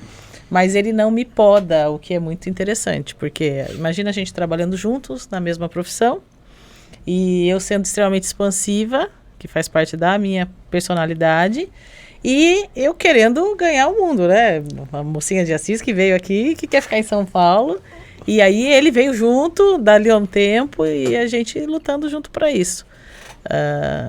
Nós temos que ter propósitos iguais, mas com personalidades totalmente diferentes, mas que se completam, né? Parece uma frase até de livro de romance. Mas é a realidade, né? Mas é verdade. Então a gente acaba tendo esse propósito igual e tendo milhares de atribuições, né? A mulher só vai acrescentando, né? Eu tenho ainda, obrigada, amiga. A mulher vai acrescentando a atribuição, porque eu continuo sendo dona de casa, eu continuo sendo mãe, eu continuo tendo que ver a tarefa da minha filha, andar com a cachorra. Meu marido, quando fica doente, faz dengo, como todo homem, né? Não porque, é isso. Oh, meu Deus do céu, como homem é dengoso. É que uma gripe para nós é muito sério. Mas qualquer gripinha. Eu percebo, realmente. Então, são várias atribuições. A mulher é multifacetas. Consegue, né? Eu acho incrível. O homem vai fazer um arroz, ele só faz o arroz. A mulher faz o arroz, faz o feijão, faz a mistura, põe roupa para lavar, atende o telefone. Eu falei, a visão é restrita ali do homem, né? Da mulher, verdade. Não é nada, que nós somos focados. Você fala assim, cadê minha camisa? Não acha. Aí vai lá e faz assim, né? É verdade. Nunca sabe onde tem nada. Demais, tá não é incrível? Demais. Nunca sabe onde tem nada dentro da casa. Eu falo, mas você mora aqui, amor? Você tem certeza? Mas isso é personalidade, característica, né, dos sexos. Mas a questão aí atrelada à questão profissional, não dá para separar 100% como não dá para separar a pessoa jurídica da pessoa física, né? Não tem como. Vai para casa. Você vai para casa, você conversa sobre os assuntos que são relacionados ao trabalho. Muitas vezes você tem que fazer, né? Eu atendo o telefone o tempo inteiro e como sou eu que tenho mais contato com o cliente, ele fica mais na parte administrativa, na parte da rotina do escritório. A gente acaba tendo essa divisão interessante. Aí a gente tem uma relação de confiança muito grande. Isso eu acho que para qualquer sociedade, e sociedade com marido e mulher, melhor ainda. Tem que ter, é essencial. Como é que você vai não confiar com quem você compartilha a parte financeira, a parte profissional, e eu sendo mulher, como é que ele não vai confiar em mim, né? Eu tenho mérito para essa confiança toda. A gente nunca teve uma ruptura de confiança em relação à questão amorosa mesmo, porque você ou você confia 100% ou você não confia, né? E eu não sou, e não tenho o perfil de machista, nada disso, não menospreza em nenhum momento a capacidade feminina, a minha capacidade especialmente, porque todo dia a gente prova isso, né? A gente prova para se testar, para se provar, para mostrar para si própria que tem capacidade para tudo isso e mais um pouco.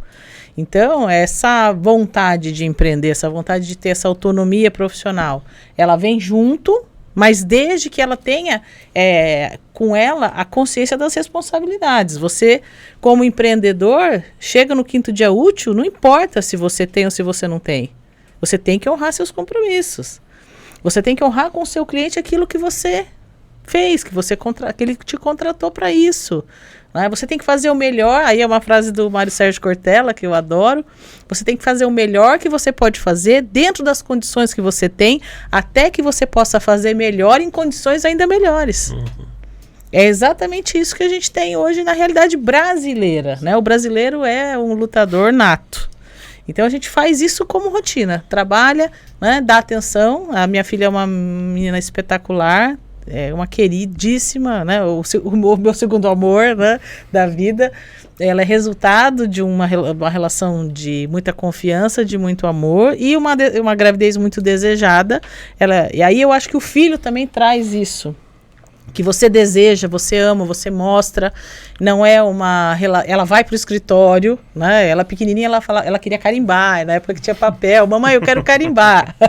Então, tem essa consciência, não, eu não posso atrapalhar porque minha mãe está trabalhando, minha mãe está atendendo, está em home office, que seja, ela, quando está no escritório com a gente, ela fica o dia inteiro, tendo que comer, ela fica o dia inteiro lá, sem problema nenhum, né? Então, a gente tem que envolver o filho nas nossas questões. Não, isso é importante para mim, eu preciso fazer.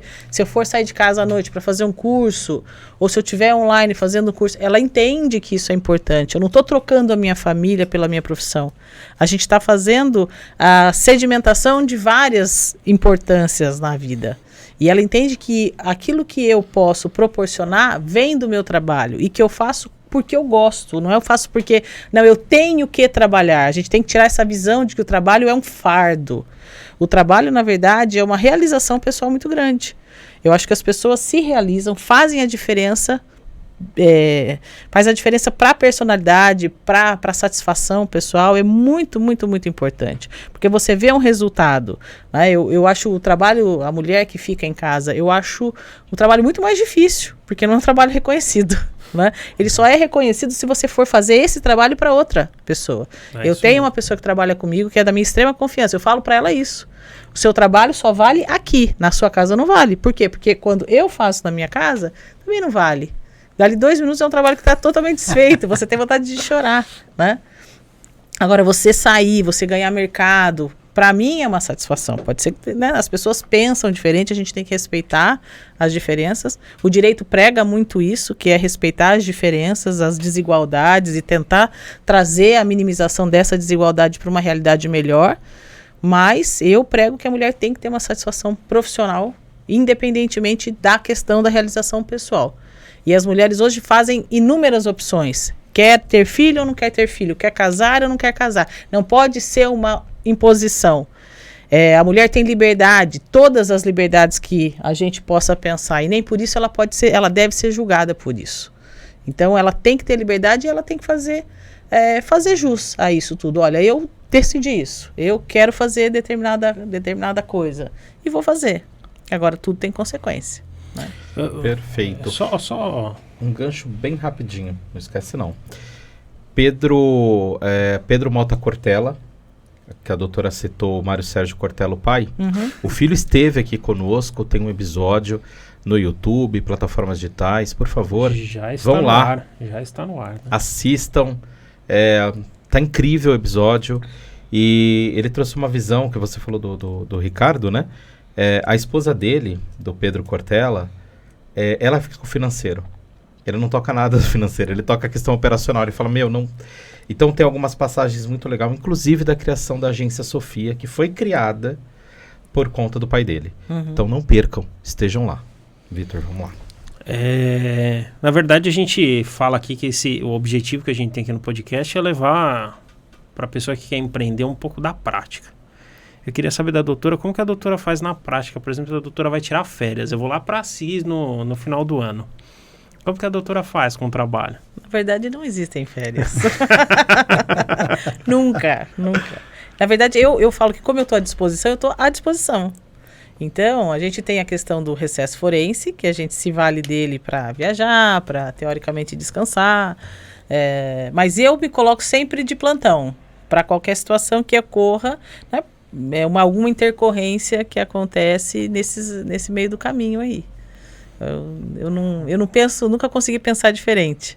Né? E aí o Ricardo, coitado, também sempre tá junto comigo. Porque já aconteceu, por exemplo, esse ano foi... Mas ele não fica bravo. Não fica bravo, não, ele já está resignado totalmente. Tem muita escolha. Esse ano foi um ano, no final de 2021, foi um ano particularmente de intercorrências, né? Geralmente acontece alguma coisa, mas esse ano... E a gente voltou antes até. A gente vai passar o Natal com a família e tal. A gente voltou antes porque tinha muita coisa acontecendo aqui. Sai liminar do cliente, não sei o quê. Aí eu acho que eu tenho que estar aqui em São Paulo, né? Eu não posso estar lá. Eu me sinto mais confortável estando na minha casa, estando perto do meu reduto. E a gente veio embora antes. Tudo bem, Karina, você vai ficar mais tranquila lá. Então acaba acontecendo isso, sempre. Eu fui pro interior, o Wendel até sabe, e eu não consigo ficar sem trabalhar também. Ainda mais que o escritório totalmente tá operacional na Sim. nuvem, não consigo ficar fora. Então o cliente às vezes nem sabe que eu não tô, porque que eu não tô... Isso é a boa agora, né? Essa é a vantagem. Não, vocês não são empresários que o pessoal acha que é? De ficar tranquilo, de ter 30, 40 dias de férias. Não existe isso. Não, empresário e 30, 40 dias de férias não combina. Na verdade, ele não é empresário. É isso que eu ia falar. Tô 19 anos sem férias nenhuma, nem saindo, nem... Mas as pessoas imaginam isso. A visão das pessoas é essa. E a gente que lida muito com equipe multiprofissional e tudo mais, a gente sofre muito por isso. Porque o fisioterapeuta, ele entende, não só o fisioterapeuta, mas os demais profissionais, que se você não está no front, vou até fazer redundante agora, se você não está no front, você não está no front, mas você está no front. Você não sai do front. Ele, quando para 30 dias e, de repente, consegue, ele para.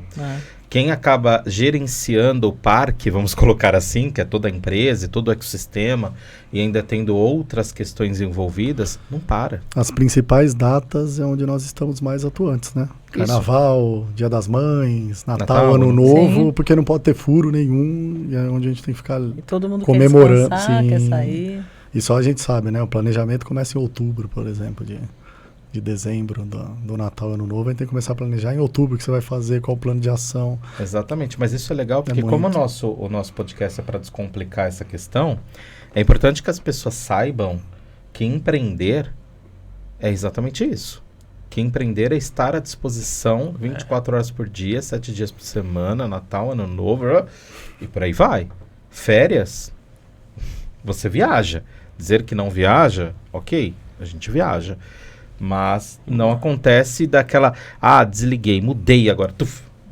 Mas eu acho que a gente tem que criar válvulas de escape rotineiras. Sim. Tem que ter alguma coisa que te faz recuperar a energia. Alguma coisa você tem que descobrir, você tem que fazer que te faça bem e que você não abre mão. Eu, por exemplo, todo dia eu faço caminhada de manhã. 6 horas da manhã eu estou fazendo caminhada.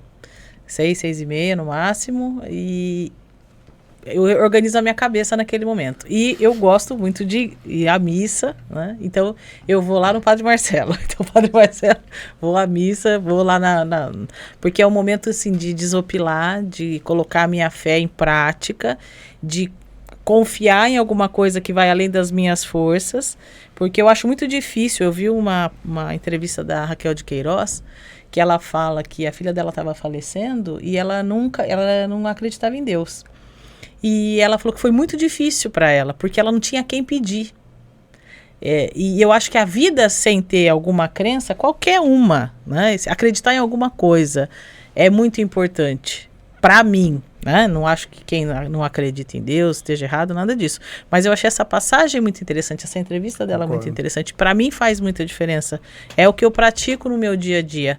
Eu preciso acreditar que tem alguma coisa maior. Eu preciso acreditar que em alguns momentos que a gente vê o ato das pessoas, o ato da humanidade sendo tão difícil, tão malvado, cenas muito difíceis de enfrentar, que tem alguma coisa maior que vai explicar e que vai nos trazer uma força para superar tudo isso.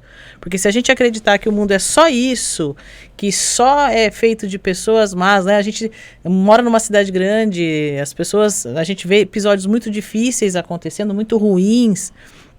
A gente tem que acreditar que tem alguma coisa mais forte, mais importante, que vai nos levar a uma condição melhor, assim, né? Esse ato, né, o ato de amor com o próximo, o ato de empatia, né, que você falou do Rafael, que eu acho que ele exerce a empatia pelo próximo, eu acho que isso tudo faz a diferença. E está dentro da crença que a gente tem de que o ser humano pode ser melhor, que a gente pode viver em harmonia, né? Eu tento pregar sempre a harmonia, não, vamos conversar, porque o direito é muito difícil. Se a gente pensar antes da gente optar por essa profissão, a gente sempre vai ter envolvimento sempre com problema. A gente liga para o cliente, ele fala assim: Karina, o que aconteceu? Você não fala nem boa tarde. Peraí que eu preciso pôr o meu remedinho embaixo da língua. Preciso ou não preciso, né? Porque você já a pessoa olha para você e fala problema. Né? Eu concordo, que é igual na nossa área também. Né? Ainda você escolheu 2 vezes, né, doutora? É verdade. Tá direito e atenção do auxiliar, tá meio ainda. É verdade. 2 grandes desafios aí. Campeã, doutora. Vamos lá, Vitor, deixar contigo. Eu até ia comentar que acho que foi no primeiro episódio que eu falei, enquanto a doutora falava, que a gente precisa procurar válvulas de escape. E eu comentei que, falei aqui de novo, né? Comecei na auditoria, fui muito tempo CLT. Hoje eu não me vejo trabalhando CLT, apesar de toda essa dificuldade. Porque é uma dificuldade, é o que a doutora falou, eu também não tenho hora. Eu vou chegar em casa, cheguei atrasado para a gravação porque estava trabalhando. Vou chegar em casa, vou continuar trabalhando. né? Então, ainda mais agora lá, que eu montei um escritorinho lá no outro quarto, então, ixi, vou embora. Não tem 1 hora para acabar. Mas, existem momentos, por exemplo, tá aqui hoje gravando, é uma oportunidade que eu tenho que talvez se eu fosse CLT eu não teria. Né? É difícil lá para mim tirar os 10 dias que eu tiro no começo do ano, é muito difícil. Principalmente na contabilidade, porque agora no começo de ano a gente tem muita obrigação para entregar. Então eu não consigo, né? Então eles iam lá pro clube, iam fazer as coisas e muitas vezes eu fiquei trabalhando. Foi só no fim do dia, né? Ia na praça à noite. Sem ranço no coração, né? Hã? Tem que ser sem ranço no coração. Vou fazer o quê? Vou fazer o quê? Não pode, né? Eu não conseguia parar 100%. Então, assim, lógico que à noite, no sábado, eu acabei ficando no clube o dia inteiro, tudo. Então, assim, eu acho que empreender é um grande... não tem um segredo, né? Todo mundo acha que é muito difícil empreender. E o Silvio Santos falava uma coisa, roda um vídeo na internet do Silvio Santos com uma frase que ele fala: empreender, o segredo pro cara empreender e crescer é 90% o cara suar a camisa. Sim. E 10% é o cara tocar o resto. Mas se você não arregaçar a manga e não suar a camisa 90%, seu negócio não vai girar. Pode ser o que for, entendeu? Pode ser advogado, pode ser dono de padaria, pode ser o barbeiro, pode ser qualquer coisa. Não vai virar. Porque o cara tem que trabalhar. Mas é aquilo não tem jeito. que o Wendel comentou, né? As pessoas acham que a gente deu o horário e vai embora. E não é verdade, né? Tanto que minha rotina ficou lá todo dia até tarde, porque é a hora que você consegue parar para fazer o seu dia a dia. Porque você tem que atender as pessoas o dia inteiro, resolver o problema dos outros. Mas ninguém tem noção, né? Que a gente não para, que fica até de madrugada, dorme 3 horas por noite. Isso ninguém vê, né? E eu vim dessa escola, porque a auditoria Exato. era assim, né? Então eu chegava em casa, tinha relatório para fechar, no outro dia eu já estava em outro cliente.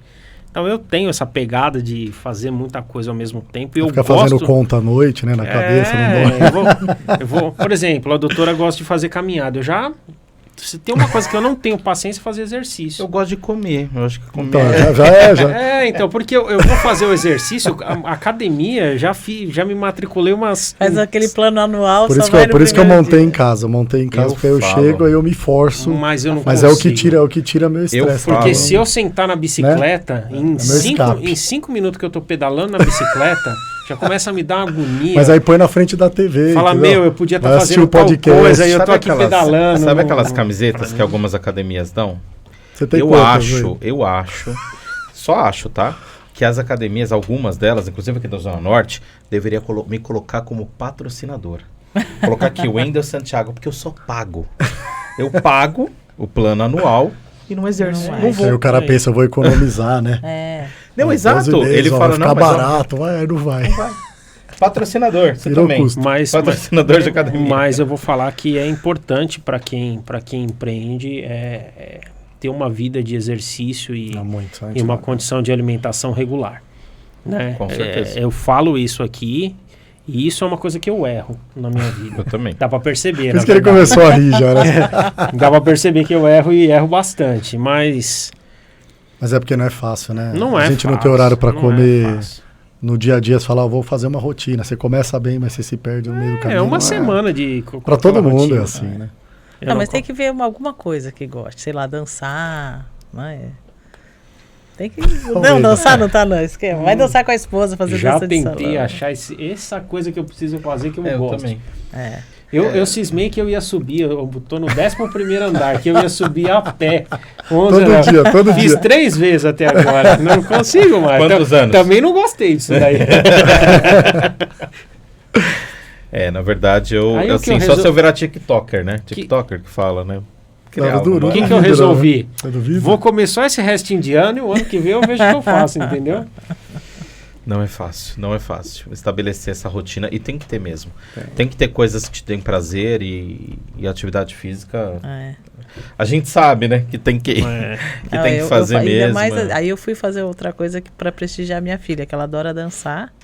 Aí a gente faz dança também, 2 vezes por semana à noite. Eu danço funk, gente. Isso merece um vídeo. Né? Falando em funk, tudo bem que eu acho que não tem a ver com funk, mas existe um grande hashtag no Grupo Vidas em cima disso. Ticalacatica. É o meu segredo esse aí, né? Não posso falar, senão aí perde tudo. É toda uma filosofia de vida, pô. É tipo um Hakuna Matata. Exatamente, entendeu? Entendi. É filosofia da nossa vida. Pra mim é importante. Entendi. Eu ainda querendo descobrir meu segredo. Não vai conseguir. Eu queria saber o mágico, né? Mas não cheguei. Não deu certo o mágico. Doutora, vamos falar um pouquinho sobre a questão da UAB, do conselho que você fez parte de atenção domiciliar. Acho que é importante a gente entender um pouquinho e se o trabalho continua, se não, enfim. Nos deixe a par disto, que é importantíssimo. Eu fiz parte do comitê de estudo sobre atenção domiciliar, foi muito importante, só que a questão de troca de gestão acaba interrompendo o trabalho, né? Como em qualquer outra questão de gestão política e tudo, a OAB, ela não é um órgão político, ela é um órgão de profissão, organizacional da área jurídica, da advocacia, mas interrompeu-se esse comitê na gestão anterior. Agora acabou de ser eleita uma mulher, Patrícia Vanzolini, que é a nova presidente da OAB São Paulo. E a gente acredita que muitas coisas voltarão à tona pelo perfil da nova presidente. É a primeira mulher presidente, né, da OAB São Paulo. Legal. Então a gente vai ter novas visões e é um grande momento também da gente voltar a ter essa perspectiva, porque o que a gente precisa ter é representatividade em todos os segmentos, na área política, na área jurídica. Então só fortalece um determinado segmento. Então, para isso, a gente tem que pleitear, tem que requerer, né? A gente vê assim o movimento que foi feito, né, todo na questão do rodízio, né, municipal, para se estender a todos os profissionais da área da saúde. Eu tive com ele muitas vezes na Câmara dos Vereadores, solicitando isso através do vereador Atílio Francisco, do professor Hugo Duarte, que apoiaram, entendendo a importância da atenção domiciliar para uma cidade como São Paulo, né, porque aqui a gente está limitado à cidade de São Paulo, e liberar o rodízio. A gente tem hoje uma decisão, uma posição da prefeitura que não se estende a todos os profissionais da área, o que é um equívoco, né? É uma lacuna, e a gente tem que pensar que todos os profissionais que fazem atenção domiciliar, eles estão fazendo com que não haja hospitalização, que o trabalho seja um trabalho individualizado. A gente pensa aqui, se a gente pensar num plantão, né, numa pessoa que está sendo atendida, ele tem pelo menos 5 profissionais, no mínimo. Perfeito. Fora se a gente pensar que tem o médico, tem o fisioterapeuta, o fono, o TO. Então, é um mini hospital dentro da casa de uma pessoa. Por que a atenção domiciliar se tornou tão importante? E aquela história de que vai acabar, né, esse discurso do fim do mundo, né, discurso apocalíptico. Apocalíptico, é verdade. Ele não se enquadra com a realidade. A gente não tem leito suficiente para atender todos os doentes. E se fosse uma realidade, não teria tantos investidores, né, vindo para o Brasil. Sem dúvida nenhuma, né? Investidores estrangeiros vindo para o Brasil, investindo na área de atenção domiciliar. E a gente tem aí vários aspectos que a gente tem uma pessoa que está estável, então ela não precisa do hospital, e ela tem um suporte familiar, né? Ele não sai da casa dele, do conforto da casa, do ambiente que é familiar a ele, da rotina, e ele faz parte de um quadro familiar, o que é importantíssimo, né? Acho que aqui todo mundo já deve ter tido a experiência de ir para o hospital, né? A gente fica preocupado, fica desconfortável, acha que você estando num hospital você já está num quadro mais difícil. Tem a questão psicológica da pessoa estar em casa, ter essa rotina junto à família, participar das decisões familiares, se a pessoa tiver consciência e ter uma participação cognitiva importante. Então, eu acho que tudo isso vai levar não a acabar a atenção domiciliar, mas entender a importância, a relevância e dar mais relevância mesmo para a atenção domiciliar, porque é um diferencial na vida das pessoas que precisam dela. E ela sendo tão importante, por que a doutora acha que a gente ainda não tem regulamentação da atenção domiciliar? Porque é uma atividade relativamente nova. Na verdade, relativamente nova não, nova. Se a gente pensar aí, 25 anos, né, dentro de um cenário de uma existência de uma nova atividade, é muito pouco tempo.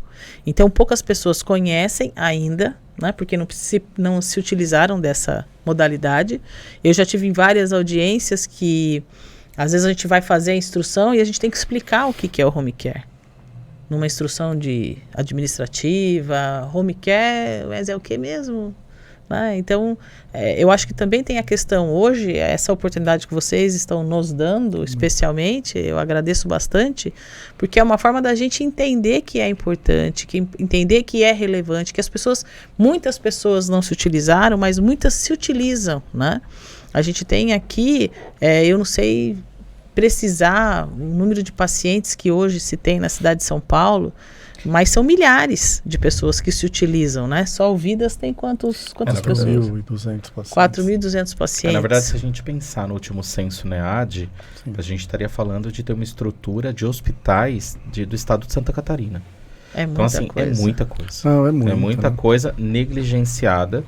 E justamente até o Vitor, ele que me convidou para esse projeto, para o Objetivo Paralelo, e vem se tornando em muitos momentos até um objetivo paralelo muito importante na minha vida, porque justamente a gente consegue trazer essa discussão para a população. Para quem nunca ouviu falar, entender como funciona.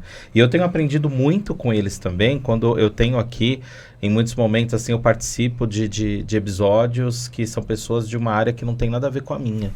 Mas o organismo do negócio é muito parecido em várias, né? E a gente acaba aprendendo junto. Então, essa ideia de você levar para a população de um modo amplo, através de um podcast, como funciona o organismo, esse ecossistema dentro da atenção domiciliar, acho que faz muito sentido. Até porque a gente discute muito a atenção domiciliar nos nossos eventos. Muito. E a gente fala para quem? Para nós. Sim. É verdade. Então, a ideia é falar para os outros, para fora a população. da caixa. Exato. Mas eu acho de extrema importância, como eu falei no princípio, é levantar a bandeira mesmo, né? A importância no Covid, nós pudemos ver aí com a força da atenção domiciliar, para deshospitalizar o pessoal desesperado, tanto que usaram o concentrador em hospital, que é algo que era exclusivo nosso da atenção domiciliar e que poucos conheciam.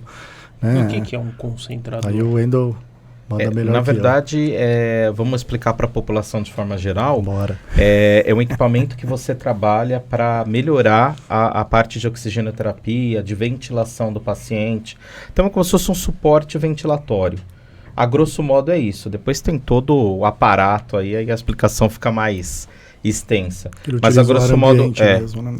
Acaba utilizando desta forma. Então é mais para questão. E aí a gente tem os outros equipamentos também, que também foi para dentro do hospital. Tudo isso. Então, isso é muito legal, né? Você vê o desespero. Eu sei porque hoje a gente atende quase 80 operadoras. E eu vi o desespero de todo mundo. Precisava de leito, precisava deshospitalizar. Porque sabe e a atenção cilindros? Domiciliar foi a linha de frente. Sabe aqueles cilindros que tem no hospital, grandão? Sim, sim. Não tinha mais. Não, sim. Na época que tinha a questão da pandemia, não tinha mais. Aí o que tinha que fazer? Vamos ver o que dá de subsídio para a gente levar para dentro do hospital.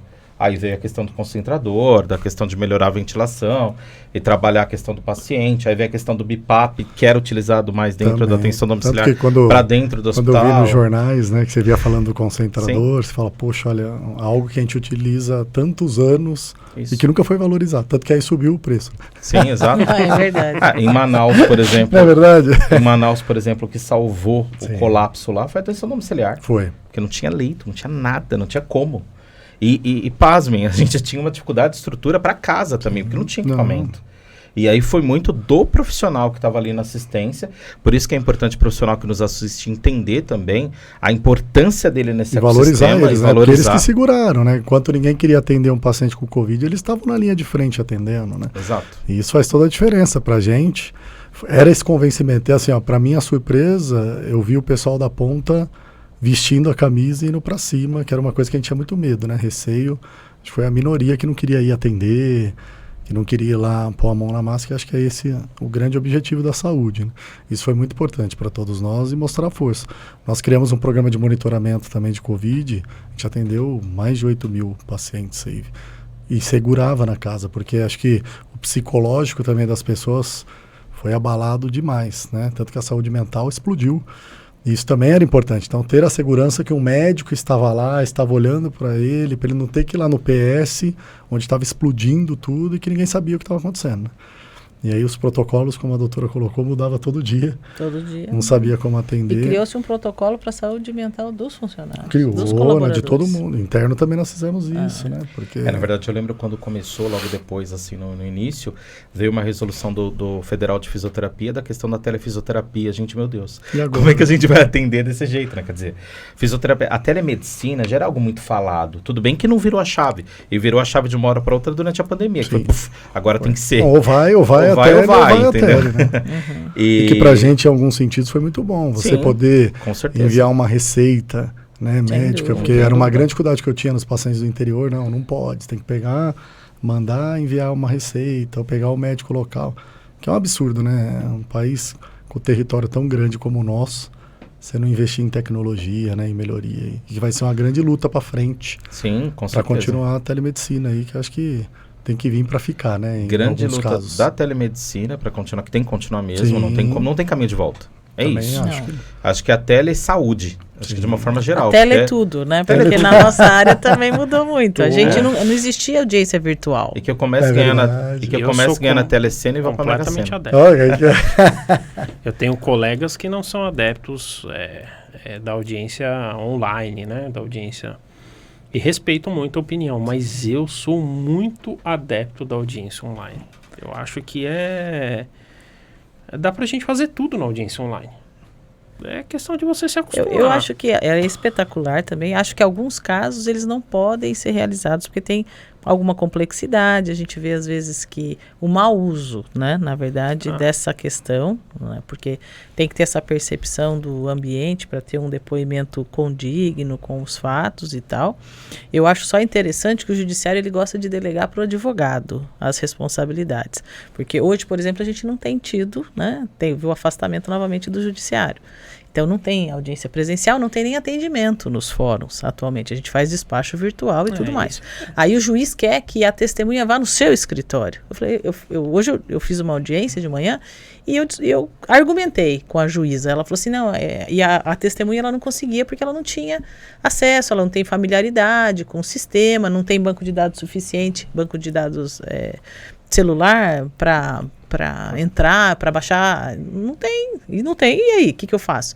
Aí a juíza falou assim, não, então ela vai no escritório da senhora. Eu falei assim, por quê? Simples assim. Falei, por quê, excelência? Ela falou assim, não, porque, como assim, por quê? Eu falei, não, porque a senhora não está na sua casa? Ela falou, estou. Falei, então por que o judiciário deixou de atender presencialmente e a senhora quer que a testemunha vá no meu escritório? Por que o judiciário acha que ele pode delegar para o advogado? A senhora está aí por quê na sua casa? Né? A pergunta que não quer calar. Não, por causa do Covid. Eu falei, então por que eu tenho que atender a pessoa no meu escritório? E lá no meu escritório não tem Covid? Então, aí eu acho que a regra tem que ser uma só. Então, não pode fazer, vai... Agora, não imputar ao advogado a responsabilidade de trazer as pessoas, de você tem que se comprometer que a pessoa vai ficar numa sala separada com a outra, que ela não vai ouvir. Tem que fazer um trabalho acústico, então. Eu passei 2 casos semelhantes ao da doutora, e nos 2 casos eu consegui adiar a audiência. Sim, e elas são adiadas porque tem determinação de CNJ. E uma juíza me falou, mas a testemunha não está com o doutor? Eu falei, não, ela está no ambiente, na casa dela. Eu falei, eu não sei onde ela está. Eu falei, eu estou no meu escritório. Aí a moça não conseguiu conectar, eu falei, eu vou tentar falar com ela. Aí eu liguei pra ela, ela falou, não estou conseguindo. Eu falei, excelência, não está conseguindo. Então aí adiou a audiência. Sim, mas assim, mas agregou muito, em gênero, número e grau. Não, você vê pelas reuniões, né? Só da gente não ter o deslocamento hoje, ficou muito prático, né? Porque antes você fazia 2 reuniões no dia externa, acabou, né? Hoje você consegue se adaptar. Mas tem coisas que não funcionam. Por exemplo, eu peguei cliente, né, no escritório de advocacia que para fazer inventário, por exemplo, que o outro advogado tinha tratado tudo com ela de forma virtual. E aí ela veio para mim por indicação, e aí eu atendi ela, falei, mas eu faço a reunião do jeito que a senhora preferir, né?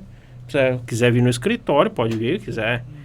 Eu falei, eu gostaria de ir no seu escritório. Eu falei, então tá bom, pode vir. Aí ela veio no escritório, ela falou, eu vou fechar com você, porque eu não consegui falar com outro rapaz, ele falou comigo pela chamada de vídeo, eu não senti confiança, então eu falei, não, tá bom. E fechei. E aí ela rescindiu com o cara, A outra advogado lá, ela teve que pagar pro cara e ela fechou comigo. Por Então, isso que temos que ser híbridos. É híbridos? Híbrido, sem dúvida nenhuma. Temos que ser híbridos. Por isso que eu não vou fechar o Tudo, não, mas escritório. tem que ser, né? Não tem jeito. Sem dúvida. É, cada importante. caso um caso, né? Não tem jeito. É isso. Caminhando ao final. Vamos lá. Passou rápido, hein? É, Passou já tá. mesmo. É Meu mesmo, né? Deus do céu. Eu não, É. eu não achei que já tava no finalzinho. Estamos chegando no final já do nosso episódio, né? Bom, no final, eu sempre costumo fazer algumas perguntas. E aí mais respostas rápidas, assim, mas pra gente conhecer um pouquinho, principalmente o público em geral aqui que nos acompanha, conhecer mais da doutora Karina e do Rafael Martins. Então vamos lá, aí eu vou começar e aí vocês vão pontuando, tá? Para os dois, 2 livros de cabeceira. Tudo do Mário Sérgio Cortella. Gosto muito de Quem Mexeu no Meu Queijo, gosto bastante. Perfeito. Time de futebol? Eu sou café com leite, porque eu não gosto de torcer contra as pessoas, assim, eu Eu torço sou pra... tricampeão mundial. Você é trica. Tricampeão. Não é trica? Não, tricampeão mundial. Vê que se trica, né? Aí que eu tô correndo desse... 3 referências profissionais da trajetória de vocês. Quer começar? Pode deixar que eu vou pensando aqui. Eu falei uma delas, né, a Cibele Munhoz, que foi uma mulher é uma mulher, porque ela é uma mulher muito atuante. O professor Hugo Duarte, que me deu a oportunidade de me tornar professora, que é muito importante. Meus pais são uma referência de honestidade, de retidão, de dedicação. Ambos são professores, foram professores. Então, eu vi a dedicação. E sempre assim, a questão de valorizar o ensino, a educação, o que o professor pode fazer de diferença. Então, acho que isso... Eu pulei, né? São 4, né? Passei um pouquinho. 3. Mas, falei os pais, aí já generalizei. Já foi. A gente já conta como pais. Com certeza. Eu começo com meu pai também, que é o homem que eu mais admiro aí nessa vida, guerreiro. Se eu sou o que eu sou hoje é graças a ele. Claro, minha mãe, doutora Emília, que para mim foi extremamente importante, senão não era o Rafael Martins hoje. E doutor Roberto Gonzalez, que foi meu grande líder da Sansil, um gestor espetacular que visava muito pessoas. Perfeito. Bom, quero agradecê-los por abrilhantar nosso episódio de hoje. Espero que vocês tenham gostado. Da minha parte, eu me despeço por aqui. Voltamos aí nos próximos episódios. Por favor, YouTube, plataformas digitais. YouTube é interessante se inscrever, colocar lá. Bom, o Vitor vai falar porque ele é melhor de YouTube do que eu. As plataformas digitais, Deezer, Spotify, Google Podcast, que vocês continuem nos acompanhando, compartilhem esse vídeo com os amigos, compartilhem o link do Deezer ou do Spotify com os colegas, empresários, quem quer empreender, quem está numa jornada dentro de vários projetos. Fiquem à vontade, acho que é importante isso para nós. Muito obrigado, Vitor. Valeu. Encerramos mais um episódio. Com certeza. E aí a palavra é tua e depois as considerações finais aí dos nossos convidados. Eu quero agradecer a doutora pela presença, pela oportunidade, pela conversa, agradecer ao Rafael pela conversa.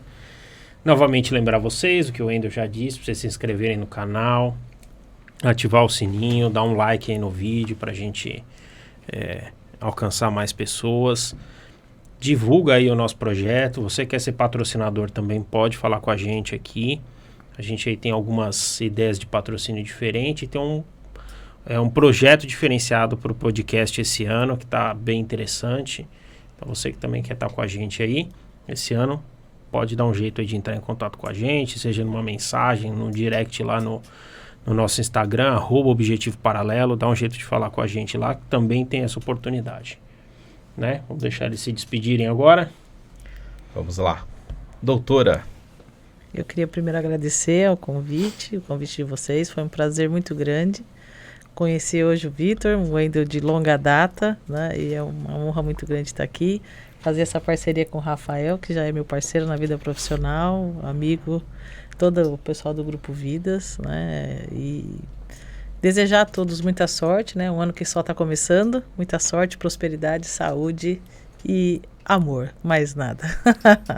Bonito, hein? Queria agradecer também, Wendel, né? Sabe que eu gosto bastante de você, você é parceirão, é um dos caras que sempre conversou comigo, teve a cabeça aberta. O Vitor, que eu assisti bastante aí os episódios, cara, gente boníssima. Doutor, acho que tem ninguém melhor do que estar comigo. Você aqui, você é sensacional, estou muito feliz. Agradecer ao Grupo Vidas, né? Agradecer ao Ronaldo, sem ele eu não estaria nem aqui, ele que acreditou em mim também desde o começo, quando eu cheguei no Vidas, nas minhas loucuras. E a gente é parceiro, irmão hoje, então tenho muito que agradecer. Agradecer a Angélica também, né? Ela é quem acreditou também em todo o meu trabalho, minha parceiraça e toda a minha equipe. Sem eles também não estaria aqui, não seria o Rafael Martins. Eu tenho muita gratidão por todo mundo que passou no meu caminho.